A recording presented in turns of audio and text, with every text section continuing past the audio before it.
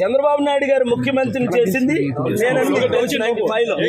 అప్పుడు ఎమ్మెల్యే మోదీ గారు, నితీష్ కుమార్ ఏంటి, నవీన్ పట్నాయక్ ఏంటి, ఒక కేజ్రీవాల్ సరెండర్ అవ్వకపోతే లోపల జైలుకి వెళ్ళాడు. ఇప్పుడు సీఎం రమేష్ కనకాపల్లో 50,000 మెజారిటీ అట, బీజేపీ 8లో 6 సీట్లు అట, జనసేన 21లో 19 సీట్లు అట.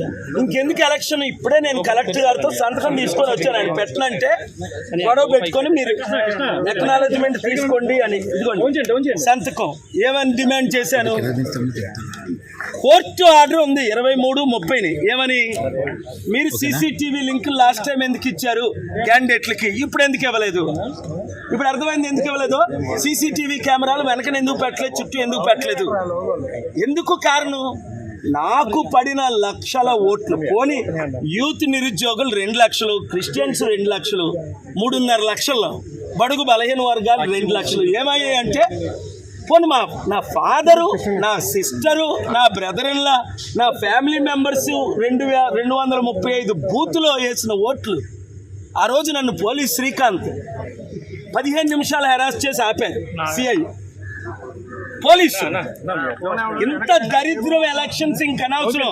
చైనా లాగే రష్యా లాగే మోదీ గారు టోటల్గా ఆయనే లైఫ్ లాంగ్ డిక్లేర్ చేసుకోవడం బెటర్, ప్రైమ్ మినిస్టర్గా ప్రెసిడెంట్గా. ఇంక ఎలక్షన్స్ అని పాటించని అవసరం లేదు. ఆర్ఓ గారు సంతకం పెట్టారు, గాజువాక ఆర్ఓ గారు సంతకం పెట్టారు. నేనేం కోరాను? బూత్లో ఒక్కొక్క దగ్గర ఓటే పడలేదు నాకు. అది కూడా గాజువాక స్టీల్ ప్లాంట్ అమ్మకాన్ని ఆపారు. 2,34,000 మేము లీడ్లో ఉన్నామని ఈవెన్ ఆఫీసర్స్ కూడా చెప్పారు. అక్కడ 1, 2, 3, 8 ప్లేసుల్లో ఉన్నా. ఆ కాంగ్రెస్ క్యాండిడేట్ ఆశ్చర్యపోతున్నాడు, సార్ మీకేంటి ఎలగోట్లు వస్తున్నాయని. ఎందుకంటే మీరే లీడ్లో ఉన్నారు, మీకు భరత్కే ఫైటు, టీడీపీకి వైసీపీ పక్కన పెట్టియండి అని. అలాంటిది ఇంక ఎలక్షన్స్ ఎందుకు? అందుకనే బాయ్కట్ చేసాం, బయటకు వచ్చాం, కౌంటింగ్ ఆపమన్నాను, పోలింగ్ రీపోలింగ్ పెట్టమన్నాను. Honourable high court already case pending ఉంది, June 6 హియరింగ్. అక్కడ నేను ఫ్యాక్ట్స్ ప్రజెంట్ చేస్తాను. వెబ్ లింక్ ఎందుకు ఇవ్వలేదు మాకు తెలిసిపోద్దని. మొత్తం ఈవీఎంస్ రిప్లేస్ అయ్యాయి, చైనా రష్యన్ చిప్ ఉందని. ఇక్కడ పెద్ద క్యాండిడేట్ ఎవరైతే లీడ్లో ఉన్నారో ఆయన నెంబర్ 2 చెప్పారు, పేరు చెప్పను. కానీ ఇప్పుడు ఇంకెందుకు ఎలక్షన్స్? అయితే మోదీకి సరెండర్ అయితే, నేను మొన్నే చెప్పాను కదా 300తో మళ్ళీ మోదీ ప్రైమ్ మినిస్టర్ అవుతారు. ఎలాగవుతారో చెప్తానన్నాను.